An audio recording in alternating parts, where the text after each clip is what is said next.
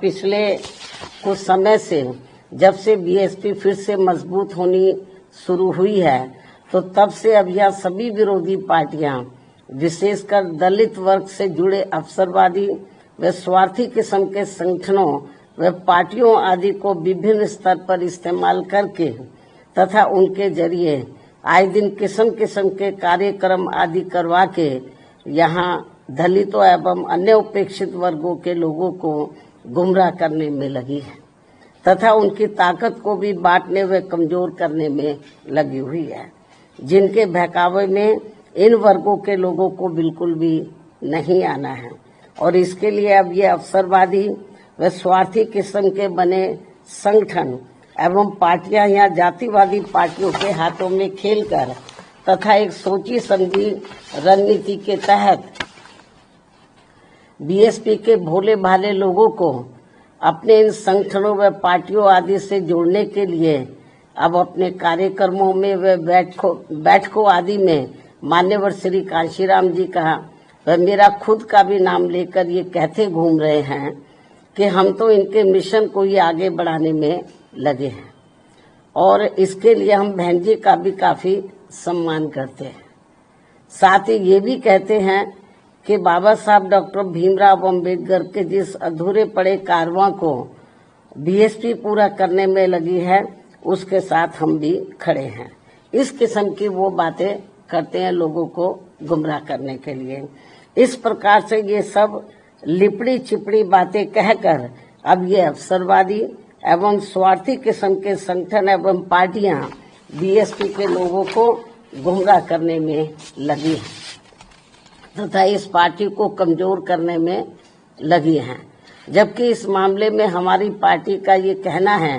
कि यदि इनकी इन सब बातों में रत्ती भर भी सच्चाई होती तो तब फिर ये लोग विरोधी पार्टियों के हाथों में खेलकर अपने अनेकों संगठन एवं पार्टियां आदि नहीं बनाते और फिर ये लोग सीधे बीएसपी से ही जुड़कर अपनी बहुजन हिताय व बहुजन सुखाय की पार्टी को ही मजबूत करते। लेकिन ऐसा ना करके ये लोग एक सोची समझी रणनीति के तहत इस किस्म की बातें कहकर हमारे बीएसपी से जुड़े भोले भाले दलितों एवं अन्य उपेक्षित वर्गों के लोगों को गुमराह करने में लगे हैं। इस किस्म की बातें कहकर बीएसपी को आगे बढ़ने से रोकने में लगे हैं, जिनसे इन वर्गों के लोगों को हमेशा सचेत रहना है ताकि यहाँ जातिवादी पार्टियां इनके जरिए बीएसपी को कमजोर व खत्म करने के अपने इस मकसद में कामयाब ना हो सके। इतना ही नहीं बल्कि अब ये विरोधी पार्टियां इनसे अनेकों और भी हथकंडे इस्तेमाल करवा सकती हैं ताकि फिर देश में बीएसपी का अस्तित्व ही ना के बराबर रह जाए। इसके साथ ही अब तो ये जातिवादी पार्टियां अपने राजनीतिक लाभ के लिए इन स्वार्थी व अवसरवादी संगठनों एवं पार्टियों को जिंदा रखने के लिए चुनाव में अपने वोट भी ट्रांसफर करा के इनके अब एक आधी एमपी व एमएलए भी जितवा कर भेज रही है। इतना ही नहीं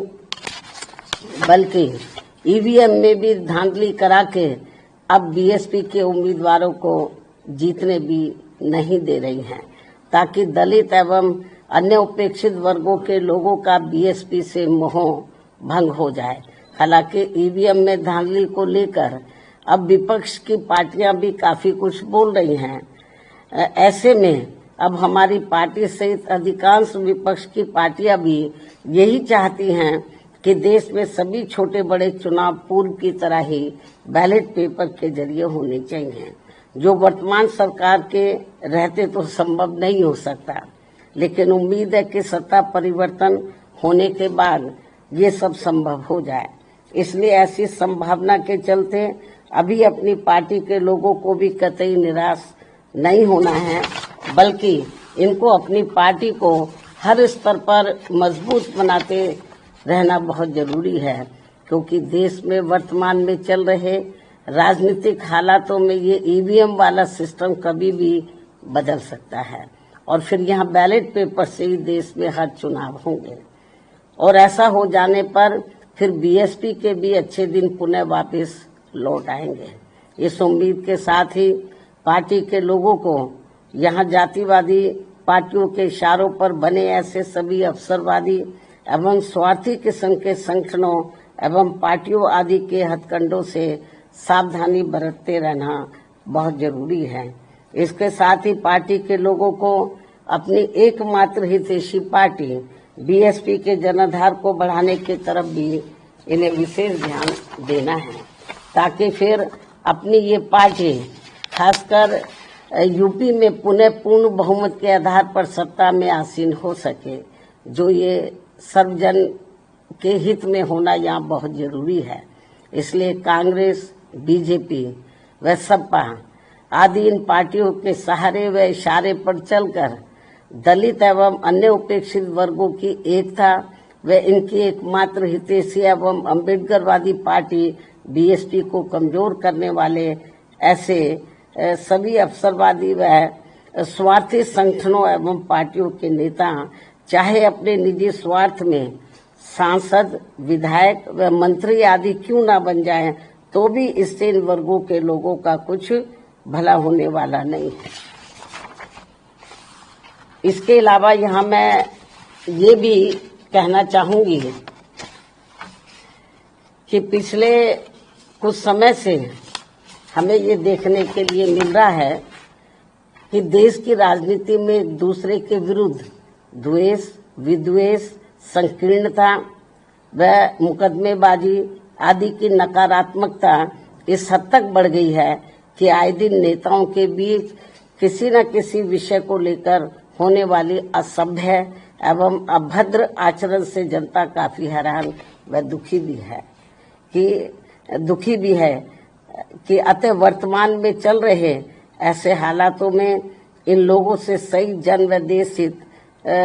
भला फिर कैसे संभव हो सकता है, जबकि वास्तव में देश में ऐसा फैला विषैला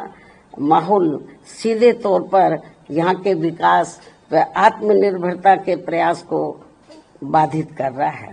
तथा देश के धन्ना सेठों की संपत्ति अब ज्यादातर विदेशी निवेश में जाने लगी है, जिससे यहाँ की अपार गरीबी, बेरोजगारी, अशिक्षा व पिछड़ापन आदि की ज्वलंत समस्याएं और भी ज्यादा गंभीर होती जा रही हैं। और इस बीच भारतीय अर्थव्यवस्था में अस्थिरता की मिल रही खबरें भी अति चिंतनीय हैं। देश के जीडीपी ग्रोथ में गरीब बहुजनों की उचित भागीदारी न होना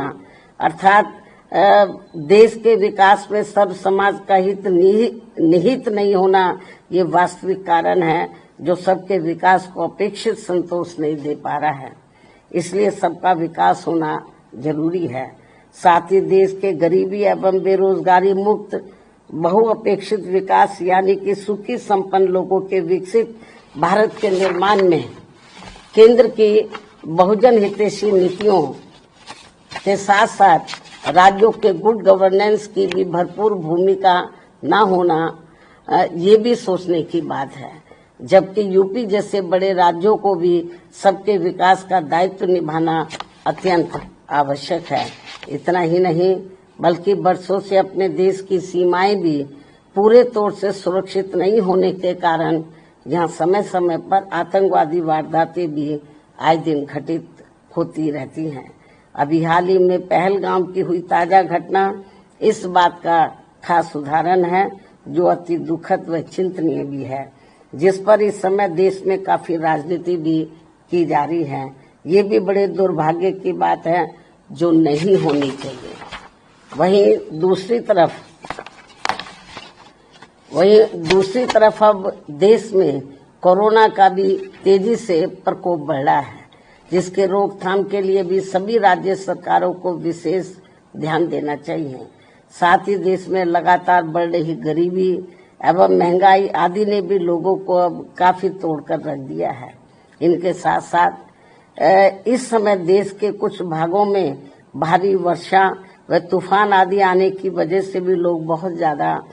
मुश्किल में हैं। इन सब मामलों में भी केंद्र व राज्य सरकारों को जरूर ध्यान देना चाहिए। साथ ही सरकारें कार्यक्रमों के प्रति गंभीर व संवेदनशील न होने के कारण आए दिन मच्छी भगदड़ में हो रही मौतें भी अति चिंता की बात है। इस ओर भी सरकारों को जरूर ध्यान देना चाहिए।